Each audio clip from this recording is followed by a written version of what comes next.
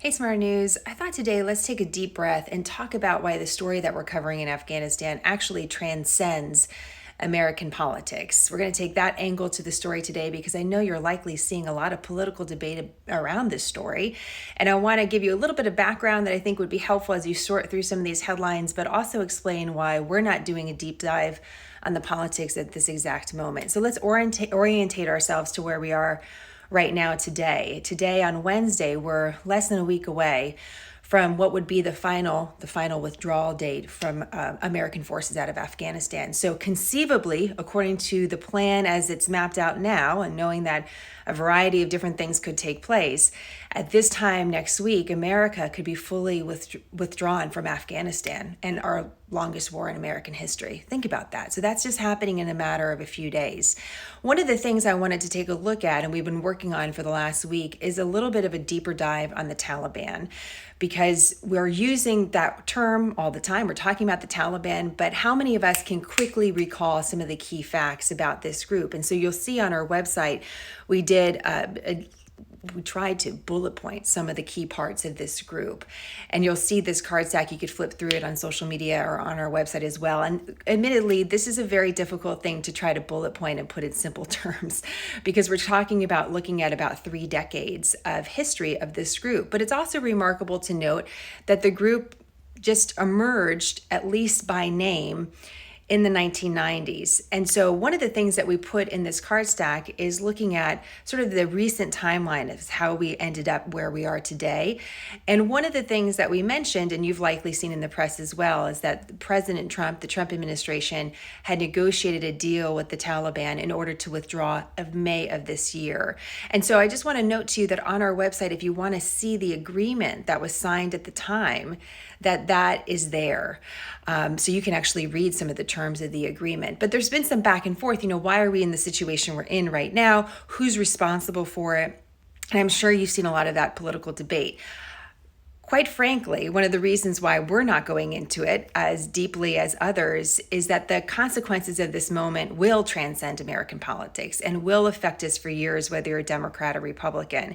And if you look at the history with a skeptical eye, you can see that multiple administrations have the hand in where we are right now. So yes, the Biden administration is responsible right now for this current evacuation. Yes, there were some terms set up by the Trump administration. Yes, the Obama administration also negotiated with the Taliban. And yes, the Bush administration stayed in Afghanistan longer than some thought that was the intention at the beginning. But I want to bring you back even further than that. Let me just show you this. This is something I used in my reporting just last night. I just want to show it to you real quickly. You can see, sorry about the reflection on my computer screen here. This is from the Defense Intelligence Agency, dated back to October of 96. Some of this is redacted, so you can't see it for security reasons. But this goes into detail of a 35-year-old man who we often refer to as Mullah Omar, sometimes Muhammad Omar, who's thought of as the leader or the founder of the Taliban. So think about that. This is also linked on our website.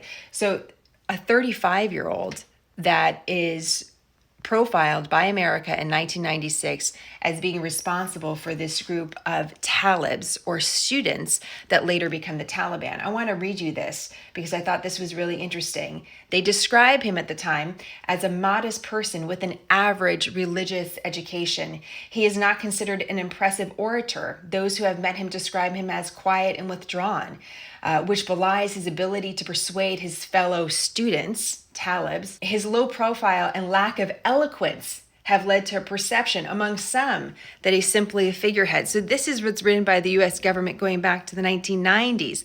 Mullah Omar, again, is thought as the founder of this group that only a few years after this was written takes over the Afghanistan government and sets the conditions to harbor terrorists like Al-Qaeda that then lead to, of course, the terrorist attack of 9/11. So just want to give you some of that global perspective as you can see some of these conversations dissolve into politics. We're going to have an entire lifetime to debate the politics of this moment and the moments that led up to it.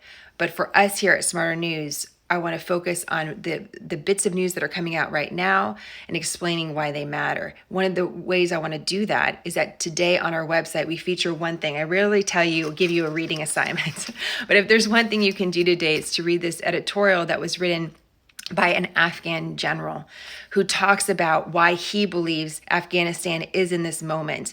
And in that editorial, he talks directly about the Trump administration, the Biden administration, but also the Afghan government and the corruption inside the Afghan government. Something, by the way, that Mullah Omar talked about quite a bit. That was part of the reason for the formation of the Taliban, according to the way that the story goes.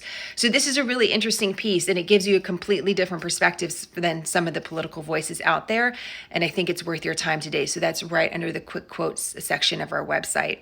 Regardless, here we are. So the politics are what they are. Here we are at this moment, a few days away from the American withdrawal.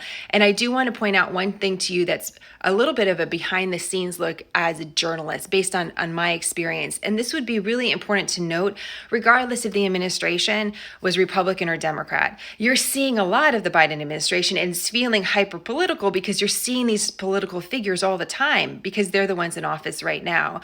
But what I'm about to say doesn't really have to do with any political ideology. I just want to give you some perspective about what's happening and how this story is being reported to the American public. So you have to remember that the press corps, the White House press corps, and also those that represent the American public at the State Department and at the Defense Department are actually representing you. You know, they're representing networks, but the reason why America has freedom of the press and has this access from the press to the White House and why that's a tradition is that the journalists are supposed to be a voice for the American people. And we have a very unique opportunity to speak directly to our leaders and get answers to our questions, which, by the way, doesn't happen everywhere. And sometimes I think we forget that.